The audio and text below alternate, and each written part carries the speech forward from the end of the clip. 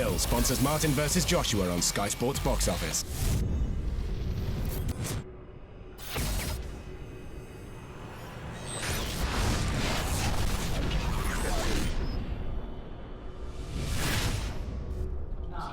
James Holder for Rifle TV in association with Macklin's in my band. With me I've got the Saint, George Groves, after his impressive KO victory over David Brophy. Congratulations on the win, George. Nice one, thank you, James. Talk me through the fight a little bit, please, sir. Yeah, really happy with the fight. I thought boxed really well.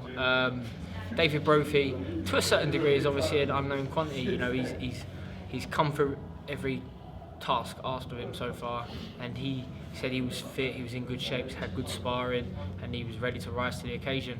I felt I shut him down early doors with my jab, varied the jab, varied the tempo, varied the timing, put it behind some feints. He was good at the start. He was aggressive. He was looking to punch hard. I found my distance really quickly, and I started catching him on his way in and on his way out. I think after the first round, he had a bit of a swelling under his right eye. That opened up in the second or third. Just gives you like a target really. So you know, I thought the long shots were working well. Moved from head to body. Some new stuff, some subtle stuff that I've been doing with Shane in the gym was coming out. And that was a far more comfortable, settled win than the DeLuisa fight in January, and I still think the DeLuisa fight was you know, a real good performance as well. So it's nice just to have a few more rounds banked. I'd say, yeah, really happy with the performance. I think I boxed well. Brophy brought his A game, and you know, I was able to deal with that. Now it's what's next, you know. Before we move on to what's next, talk to me about the punch that ended the fight. How much do you remember about the shot that you threw? It was obviously a body shot, and I think it was a straight left hand to the body, and it was again something that I worked on with Shane. So you know, most fighters will have their fight in waves, so you might step in and you know, let a 2, 3, 4 punch combination step back and then step back in. You know, similar stuff to that, but actually finishing that first wave with a solid shot, and then moving, adjusting the feet, whether it's lateral movement, whether it's just a drop back and step in. I'll have to go back and watch it, because I remember thinking, right, his guard's becoming more tighter because he's worried about the punches that are coming at him. So let's just keep him guessing. So firing head and body straight, but then mixing it up with shots around the side and making sure that you make a good solid contact. So even if I'm hitting him in the shoulders or in the arms, yeah, he's going to think twice about engaging. And then right at the end, I think I caught him with probably a right hand to the head that just sort of took his eye off the straight left that comes to the body. I might be talking absolute rubbish, but that's how I think I imagined it. You know, I mean, it might not be that at all. But the way he held his rib, I think it was some sort of body shot. So I'll go with that. Do you think confidence-wise you've turned a corner since you've been with Shane McGuigan? Yeah, definitely. You know, I spoke on Sky after, and I come under a lot of scrutiny, a lot of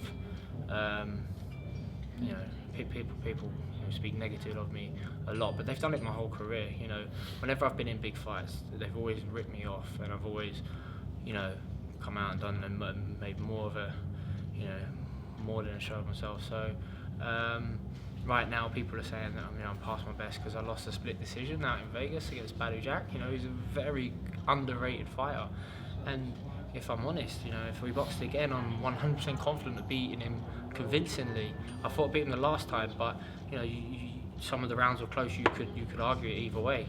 By that first round, you probably. You know, in the first round, you're boxing away from home in the States. You know, they're like, you know, you go down the first round straight away.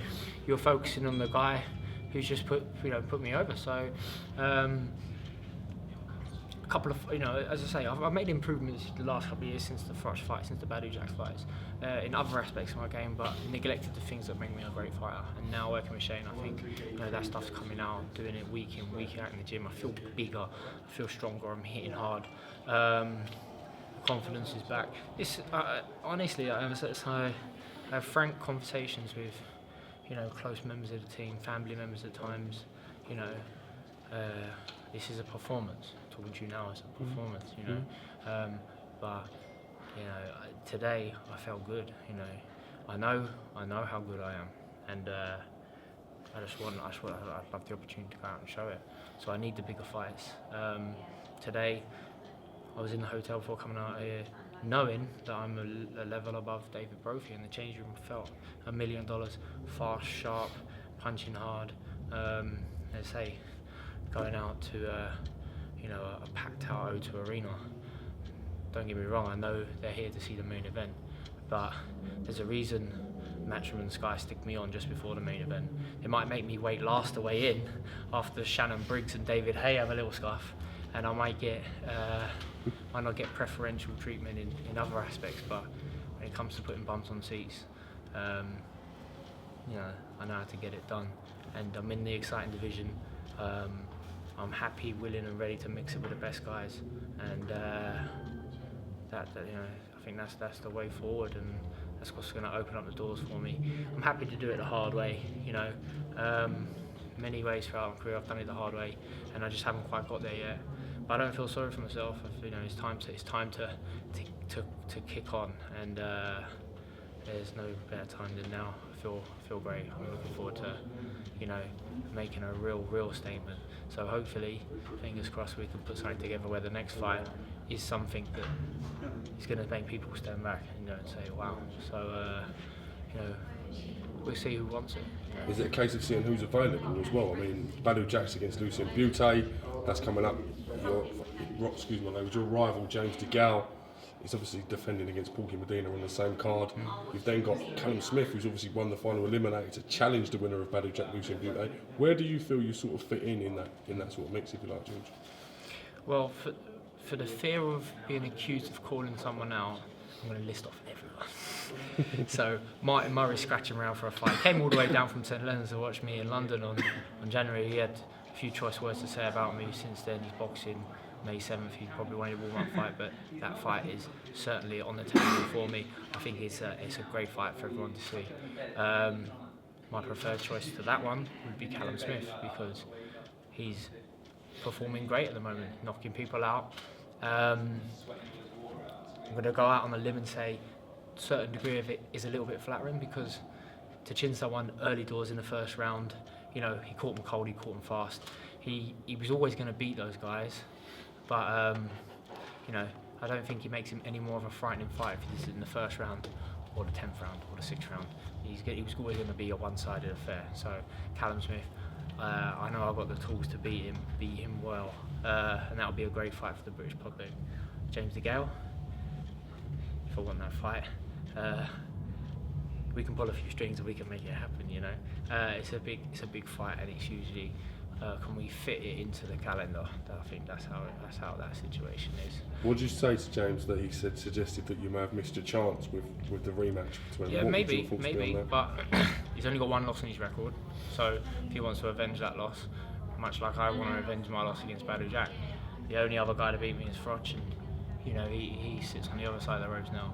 So I'd love to fight Badou Jack, whether it was for a belt or not. I'd love to fight Badou Jack. I'd love to avenge that loss. I believe I can. I'd love to fight James DeGALE because it's good fun. I'm sure he would. I'm sure he'd like to have a crack and avenge his loss. I'm sure he's believing the hype and thinks I'm past my best. Thinks he's going to do well and he can beat me. But there's plenty of great fights out there for me. Happy to fight them all. If Abraham wins tonight, I'll fight him. If he don't win, then how do I get in line to fight Ramirez? They must have a mandatory due at some point. WBA is wide open. I'm now WBA international or intercontinental champion or something, so I'm ranked, I'm ready to go. Felix Sturbs beatable. Thought he was awful in his last fight, he didn't win it. He got lucky. Yeah, Chudinov. So Chudinov's he's going to protest after a rematch. Maybe he gets it, maybe he don't. Maybe I can fight the winner, maybe there can be some box-off situation. DeGALE is fighting a Sauerland fighter. Win, lose or draw, there's an opportunity there. I think that's everyone. That's everything. And I happily fight anyone. So, I'd love a big fight, something to get my teeth stuck into. Will you initiate your team now to look for these sort of big fights, or do you feel you need a couple more we've been working British on it. international level fights to get yourself ready for them sort of encounters? No, I'm good to go. I'm ready to go. I don't drop down to people's levels, but I rise to the occasion. So, the better they go in front of me, the more I'm going to rise to the occasion. I don't think I need anything more from my team to develop a relationship or build confidence. I have a great confidence in Shane. and the team he's put together. I think we're great. You know, I want to kick on, be involved in the huge fights. So the ball's in. Now I'm putting pressure on them Callum brothers. You know what I mean? This has gone now. Probably gone out to watch a fight, but this He had fourth world title shot and yeah, slipped you off. know, I might be hanging him over at the balcony of his offices, shaking him up and down, saying, "Come on, man, we need to get this Suge going." Knight style. So, you know, those guys, I know they work double hard for me. Callum's called me every day this week to make sure everything's been going great. Obviously, he's out in Vegas. So I know they're grafting. I know, you know, they got to play ball with a few things, but you know, they believe in me, and I think now it's you know, I'm gonna have to force the hand, make something happen. So it's hard to predict something what will be the next move, but you know, me fighting in London against any one of those guys, I think is a big sell. Sells tickets. TV networks will be interested. So Adam Smith loves you. He'll be interested. Yeah, I think especially in the big fights, I can bring something else. You know, I can bring something else. And there's as I say, mine wasn't a world title fight tonight, but I'm chief support. There's a reason for that. And you know, I'm as I say, you can only work with what you're given. You can only beat what's in front of you. But you know, that's what I plan to do. So if we get, hopefully we get a tougher test, a bigger name, and something to get real stuck into, and something that people are going to enjoy and tune in and see me. You know, so any doubters out there, you know, I can put them straight. But in the meantime, you know. Listen, I wish you the best with everything going forward from here. We followed your career from near on the start. You've always I been want to fantastic say that you guys broke around the time I fought Paul Smith, because we did a press conference at the Haymaker. What's the restaurant there? No, the restaurant. Interestingly enough, do you know one of the first events we covered was GROVES DeGALE 1. See, that was the first time if you covered that, then obviously I don't remember that, but I remember meeting you guys at. I interviewed you outside the gym because we didn't have press conferences in those days. We sort of just done stuff outside gyms, and that's where I interviewed you for that fight. There you go. I remember it goes back. I think it was outside Dale Youth. I'm sure it was. Okay, yeah. So I'm going a bit off track here. No. I'm strength for strength. Old I feel bloody hell. Wish my career had gone like that. Jesus, like. Listen, we're here. If you need any advice, mate, just ask us. We're happy to give you advice on anything. Much, yeah. Mate. How do I hold a camera? Thank you very much for giving me some time today. Cool, nice and one. I'll see you again real soon. Cheers, champ.